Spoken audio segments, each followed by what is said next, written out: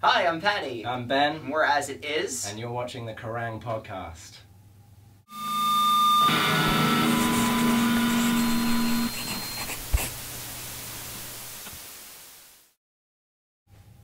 Hi everyone, you're watching the Kerrang podcast, and if you've been on the internet recently, you'll recognise at least one of these men standing with me. It's As It Is. How you doing, guys? Hey. Very good. Good. Very good.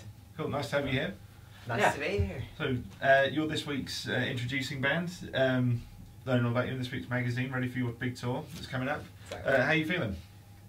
Really good. Good. The first single from the album came out today and came out like 5 in the morning, so we've been awake all morning kind of seeing how it's going, and we're just excited to be doing this. Yeah, I think 2014 was like a lot of the groundwork. It was writing the album, it was recording the album, and it was like booking all the shows and stuff. Yeah. So now 2015 is all about just kind of like touring the album, and like we start rolling out the songs, and eventually the album comes out. So it's the year of stuff actually happening. Yeah. So looking forward to it. That'll be good. Cool. So, so it says in the introducing piece, you say that you make happy sad pop punk.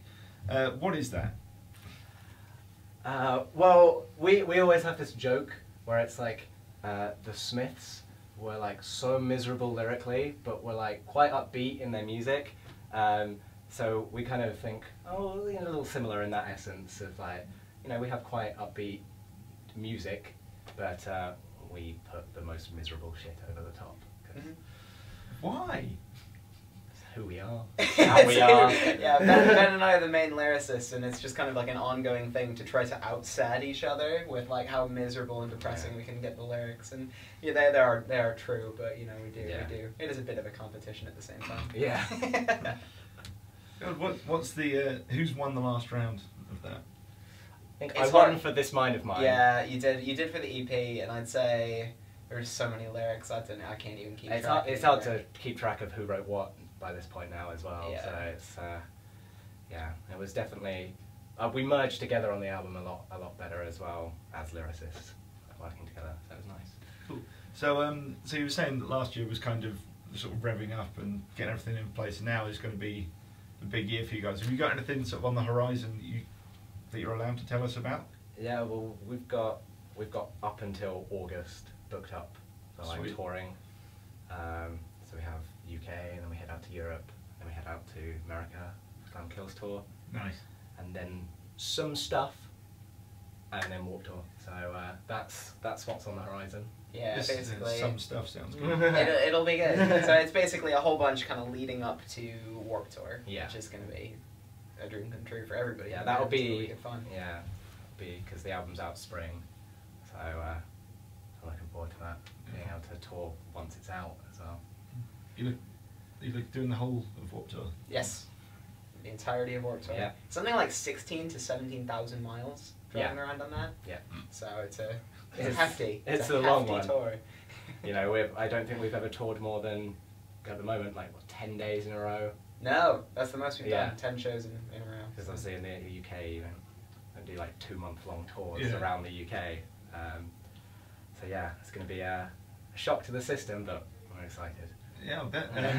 Have you heard from other bands who've done the full whack their first time out there, to say how kind of it's a pretty grueling tour, because there's also the thing of not knowing when you're playing when you get there. Mm-hmm. So you might have a whole day to sit and relax and chill a bit when you arrive, or you could get straight out the van. Exactly. Yeah, we've heard from a few musicians and a few photographers that have been on it, and we've watched that documentary No Room for Rock Stars, which is just kind of like fly on the wall on being on Warped Tour, and it looks brutal, but like the most fun ever at the exact same time. So. Yeah, funny story that a friend told us who was filming for us out when we were recording, was he was saying like, if Kevin Lyman notices that you're like having a really heavy night and like being stupid, he'll put you on first. Just that's his way of having a laugh. Yeah. Like, so we'll be careful there, because you're not a morning person. So a couple of us are. I don't drink, but I feel like I have been drinking every morning. Every morning when I wake up, it's hard to get me out of bed. Yeah. That's your next set of lyrics right there. There you go. That's too dark. The Yeah. struggle of getting out of bed, that's way too dark. Yeah. Cool. So, Patty, you are also very well, as I mentioned, for being a YouTube hit, I guess. no pun intended.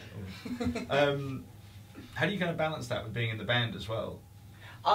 It was difficult to the extent where it was impossible to keep up writing on the album, because I'd work on like a cover or something, and anything that was even slightly good, I was like, this can't be a cover. This needs to be something represented somehow on the As It Is album. So it's on a massive hiatus right now. It's something that I'm not doing anymore. It's been a while since I did, but I did it for about 5 to 6 years leading up, and then basically the band, there were so many more opportunities with the band once we got signed that it's just, and that's why I did YouTube in the first place, was I wanted to be a musician and I loved alternative music, so it was what it was there to do, basically.